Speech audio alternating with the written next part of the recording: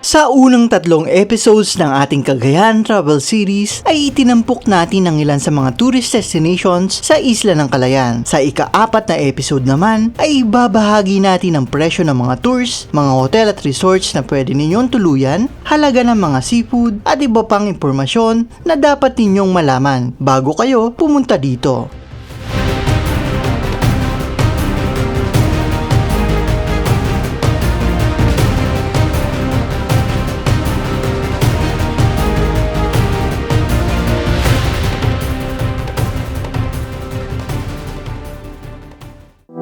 Ang pinakadaungan or port sa Calayan ay matatagpuan sa kanilang sentro. Dito ang pinakamagandang lokasyon para sa inyong homestay at hotel kung saan malapit sa mga pangunahing gusali at mga istruktura gaya ng health center, simbahan, eskwelahan, grocery stores at marami pang iba.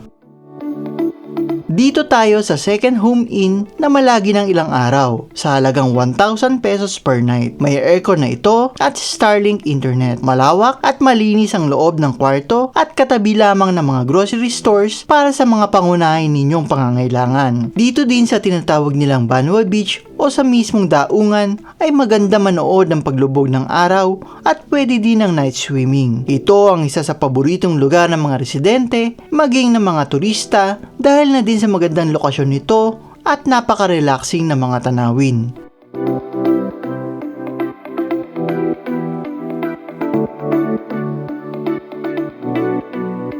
Ilang minuto lamang ay makikita naman ang kanilang simbahan dito, ang St. Bartholomew Catholic Church.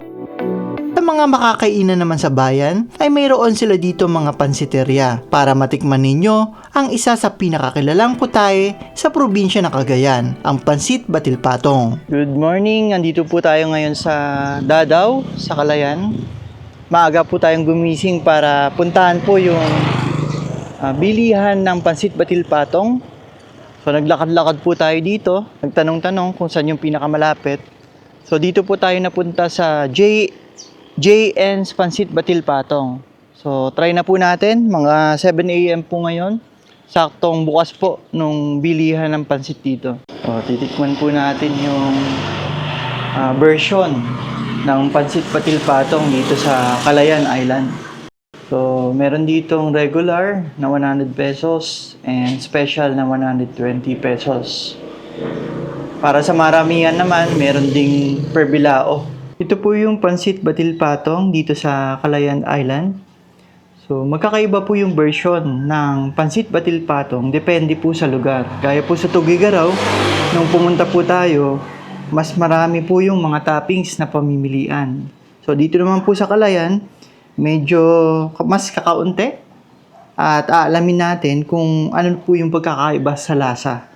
Kadalasan, ang pagkain po ng Pansit Batil-Patong, meron pong kalamansi, sibuyas, and then lalagyan po ng toyo. So, subukan po natin.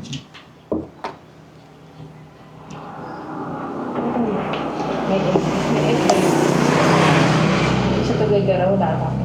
Meron. Yan. So, depende na po sa inyo kung gaano karami po yung kalamansi at sibuyas. Pero hindi po dapat mawala yung mga ingredients na yan. Kasi yung nagdadagdag sa lasa or flavor ng Pansit Batil-Patong. Yan, haluin nyo lang po yan.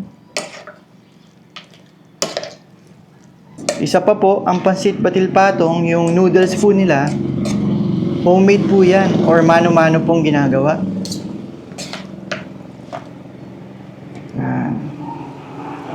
Ito natin.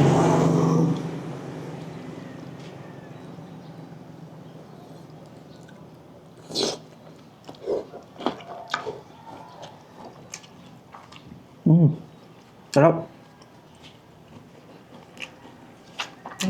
Pag nandito po kayo sa Calayan Island at nagki-crave po kayo sa Pansit Batil-Patong, lakad-lakad lang po kayo, magtanong-tanong kayo dahil marami naman po nagbebenta dito ng Pansit Batil-Patong. Nariyan din ang Francia's Pansiteria at Micaela's Pansiteria na pawang nasa bayan din matatagpuan.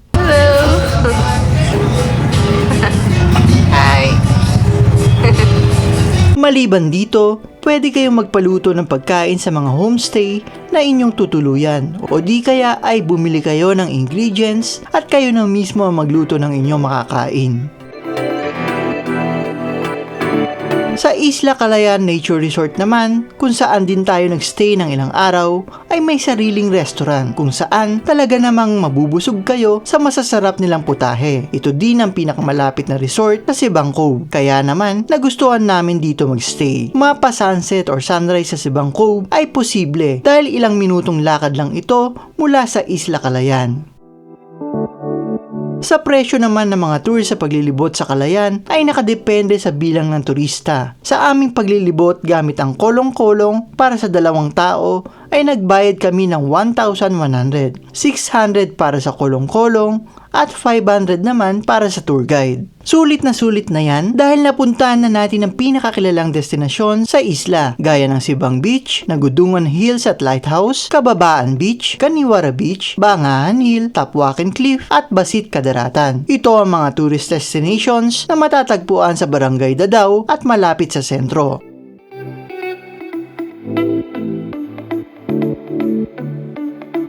Sa Barangay Dilam at Barangay Magsidel Tours naman ay nagbayad tayo ng 3,500 para sa 2 habal-habal at 2 tour guides natin. Isang buong araw din ang haba ng tour na ito since may kalayuan ito mula sa sentro na may biyahe ng 1 oras hanggang 2 oras. Dito naman ay mapupuntahan ninyo ang Lusok Cave, Bataraw Falls, Kaanawan Falls, Kanaway Cave, Layag Beach at sa huli ang Tagipuro Island.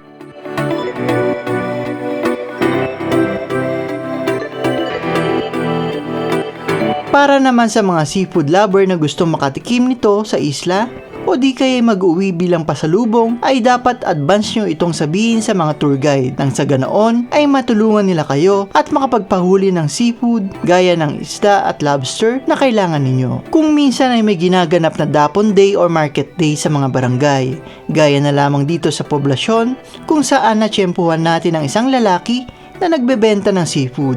Sa halagang 350 pesos per kilo ng lobster ay makakapag-uwi na tayo nito bilang pasalubong. Ang presyo nito sa Calayan ay mula 350 pesos hanggang 500 pesos per kilo. Pwede itong pakuluan at ilalagay lang sa isang styro at lalagyan ng madaming yelo at asin, lalo na't kung may kalayuan ang inyong uuwian. Siguraduhin lamang na ibalot sa tape ang takip nito para mapanatili ang lamig at maiwasang mabuksan habang nasa biyahe. Para naman sa schedule ng Lampitaw at Ferry ay maaari ninyong bisitahin ang kanilang Facebook page, ang MV Ocean Crown at MV Eagle Ferry. Sila ay bumabiyahe mula Aparito, Calayan and vice versa. Ang MV Lagada naman ay may biyaheng Claveria to Calayan and vice versa na siyang sinakyan natin pauwi ng Maynila. Ano man ang inyong sasakyan ay maging handa kayo. Sa minsan ay malakas na alon, gayon din ang hindi masyadong komportabling biyahe sa mga ito dahil hindi kalakihan ng mga bangka at limitado din ang bilang ng mga pasahero. Isabay mo pa ang mga kalakal na isasakay sa mga ito.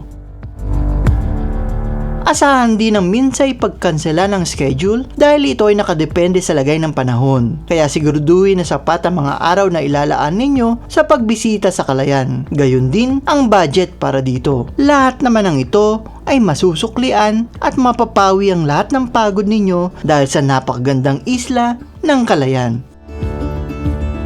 Para sa mga nagbabalak na pumunta dito, ang buwan ng Marso hanggang Mayo ang pinakamagandang pagkakataon na puntahan ito para sa mas malumanay na daloy ng mga alon at may pinakamataas na tsansa sa magandang panahon para masulit ninyo ng gusto ang pagbisita sa Calayan. Para sa kumpletong detalye ng ating naging karanasan at mga napuntahan sa Calayan, panoodin ninyo ang 3 episodes nito sa ating YouTube channel. Maraming salamat po sa inyong pagsubaybay. See you on our next video.